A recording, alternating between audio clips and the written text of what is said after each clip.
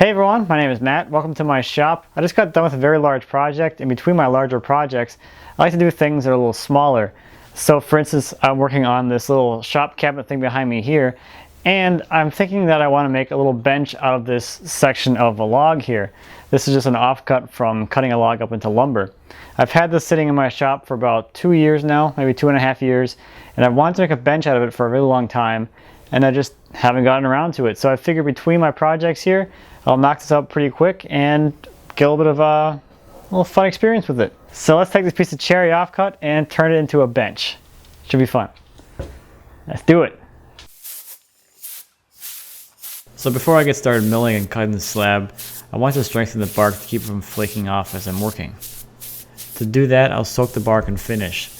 I've done this in the past and it works really well to lock the bark into place. I'm using lacquer as I have in the past because it dries quickly, but I'm sure this would work with other finishes as well.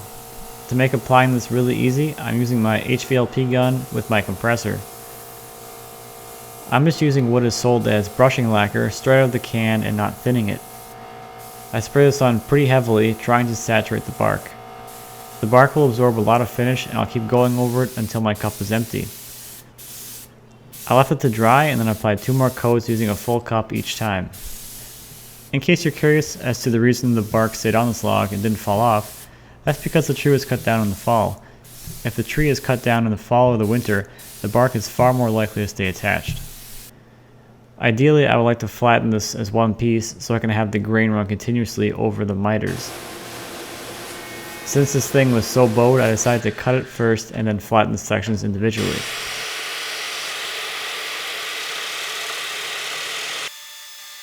I wanted to make sure that I had as perfect of a continuous grain pattern as I could, so I made the same number of passes on each piece. I think I ended up taking 12 or 13 passes.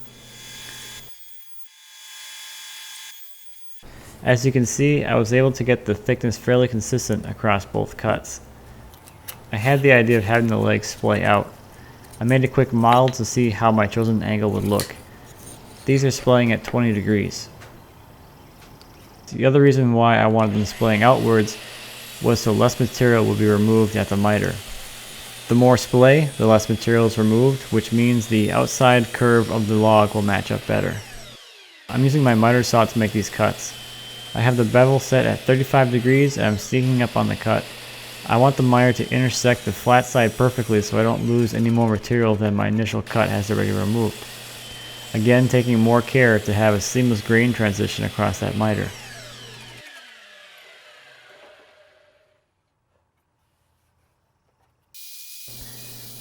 A few of these cuts were deeper than my miter saw could cut. The arbor would contact the top of the slab before cutting all the way through the backside. I used a scrap piece of plywood against the fence to push the slab out, which gave me the extra cut capacity that I needed.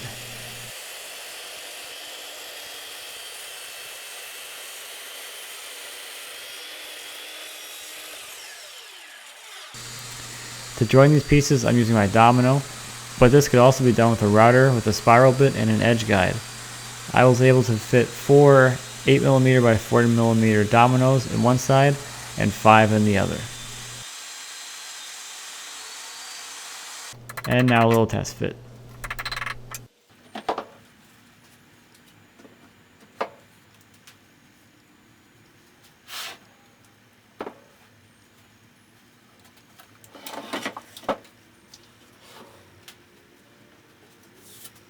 There were a few cracks in the slab that I wanted to stabilize, so I figured this would be a good time to try inlaying a butterfly, which is also called a dovetail key or a bow tie or a Dutchman, and I'm sure there's other terms for it as well. I wanted these to have a unique look, so I made them all different shapes and sizes.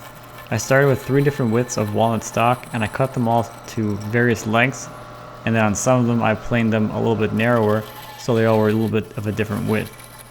And then I laid them all out individually, changing the angle between them to some random amount, and then cutting them out on the bandsaw, except for the little tiny ones which I cut with a chisel.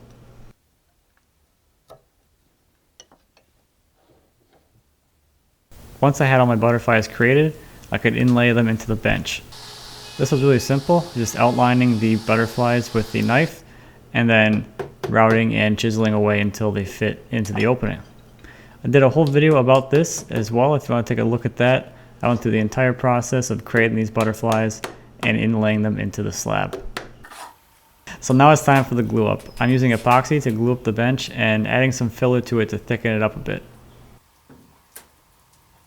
To be able to clamp across the miters, I glued blocks of cedar cut at the same angle as the miters to the bench pieces. I applied epoxy to the dominoes and the miters and allow it to soak in. And after a few minutes, I applied some more epoxy to the joints and let it soak in some more. After the third time, the absorption has slowed down enough to assemble the bench. You can see how these blocks make it really easy to pull those miters closed.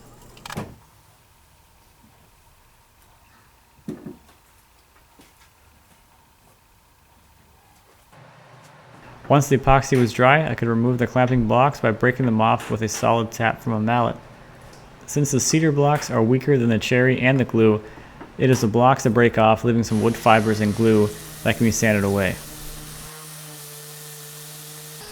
I installed the butterflies in the top after it was assembled, which made it really easy to work on.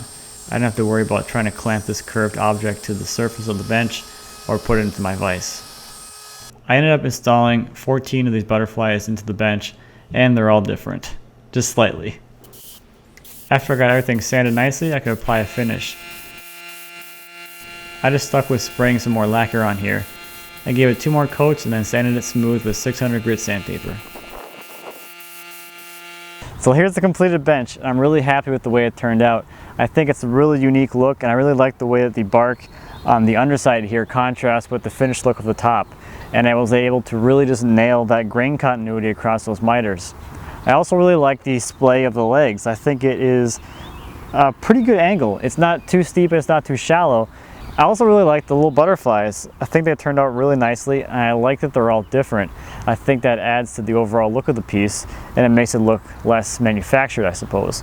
I really like these little tiny butterflies too, because they are even more unique and a lot more intricate looking, so that's pretty cool. Now behind me are a few logs that I slabbed up in the past. The ones on my left here are white oak, and I slabbed those up last fall. If you want to take a look at that video, there'll be a link here or in the description. And on my right was a red oak log that I recently slabbed. You can click here to watch that video, or you can see the link in the description. If you want to see more about how I made those butterfly inlay things, take a look at that video as well. I'll have a link on the screen or in the description. So thank you as always for watching. I greatly appreciate it. If you have any questions or comments about anything I talked about today in this build video or anything else here on my channel, please feel free to leave me a comment. As always, I appreciate those. I'd be happy to answer any questions you might have. And until next time, happy woodworking.